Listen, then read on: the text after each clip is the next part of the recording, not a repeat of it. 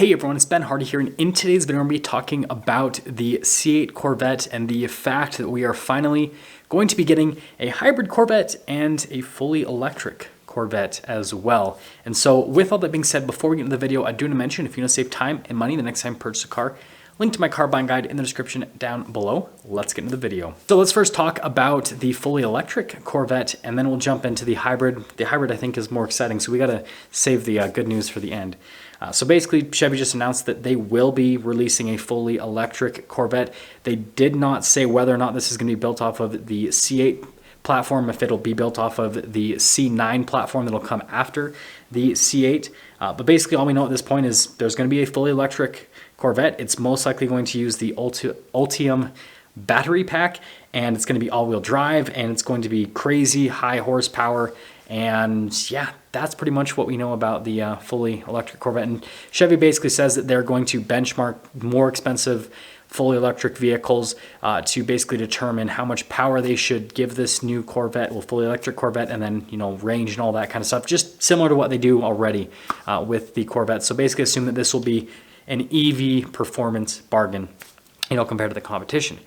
Now, moving from that to the more exciting news, in my personal opinion, is the hybrid Corvette. So Chevy developed the C8 platform to be able to have a hybrid powertrain stuffed into it. They made some extra room in the front end of the car, and also kind of in the back of the car, well, not in the back, kind of like in the center of the car, basically to allow there to be an electric powertrain, well, hybrid powertrain. But anyways, here's what's going to happen. So they're going to take the powertrain from the Z06 and they're going to twin turbocharge this powertrain. The Z06 powertrain already produces 670 horsepower as a naturally aspirated engine. Twin turbocharge that, and well, it'll probably produce at least, you know, 800, maybe more horsepower by itself. We'll see what they end up doing. And then you add a hybrid component to that, and we're talking about at least 1,000 horsepower. And this is most likely what the ZR1 will have. But that means the ZR1 will be all-wheel drive, and so this will be like the first ever all-wheel drive Corvette, which is kind of strange.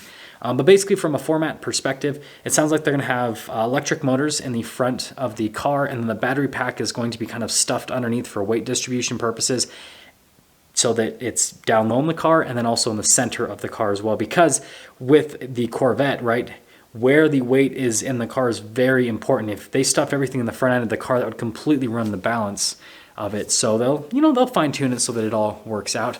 But yeah, that's the first application. The second application is actually going to be to the base powertrain. So the base powertrain is the naturally aspirated 6.2 liter V8, and that also will get a hybrid component in the future. And so again, same thing, electric motors up front, battery pack in the center, and so it'll give it a little bit more power. And then on top of that, it'll also help the base powertrain get a little bit better fuel economy. Now, in terms of the Z06, I don't think that they're going to combine that with a hybrid system. That's just a personal guess. The reason that I don't think they're going to do that is I think the Z06 is going to be a very limited run car. They're basically going to build as many Z06s as they can manage, and it's going to be the craziest Corvette ever because, again, naturally aspirated flat plane crank V8, just like a Ferrari. No crazy, you know, turbochargers like what modern Ferraris have, and no hybrid systems either. And so it's super simplistic. And I think they're going to build as many as they can, and then they're probably just going to cancel. We'll see what happens, right? That's just my personal guess on that side of things.